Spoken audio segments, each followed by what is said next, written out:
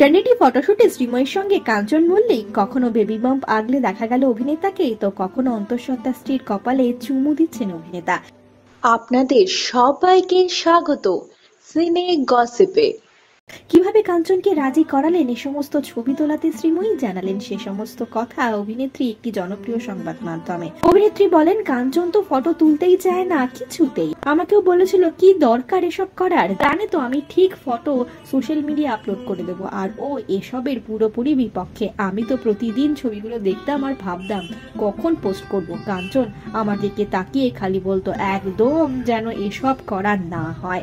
অভিনেতার আপত্তি থাকলেও শ্রীময়ীর কাছে এটা যেন এক মুঠো স্মৃতি, তিনি এই স্মৃতি মিস করতে চাননি। অভিনেত্রীর কথায়, আমার কাছে এগুলো খুব সুন্দর স্মৃতি, আমার মায়ের প্রেগন্যান্সি ফটোশুট হবে এটা তো ভাবাও যায় না, এখন যখন সুযোগ আছে তখন কেন হবে না, এগুলো তো ও থেকে যাবে, বড় হয়ে কৃষ্টি দেখবে ও কেমন ছিল আমরা কেমন ছিলাম। তবে এ ব্যাপারে কাঞ্চনের মত একেবারে ভিন্ন।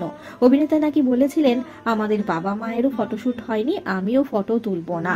শ্রীময়ী এ কথা মানতে নারাজ, তার সংযোজন না তুললে আর হয় নাকি, আমার জেদের কাছে হার মেনেছে আর কি। বন্ধুরা, আপনারা দেখছেন মেটার্নিটি ফটোশুটে কাঞ্চনা শ্রীময়ীকে, কেমন লাগলো তাদের জানাতে ভুলবেন না কমেন্টের মাধ্যমে।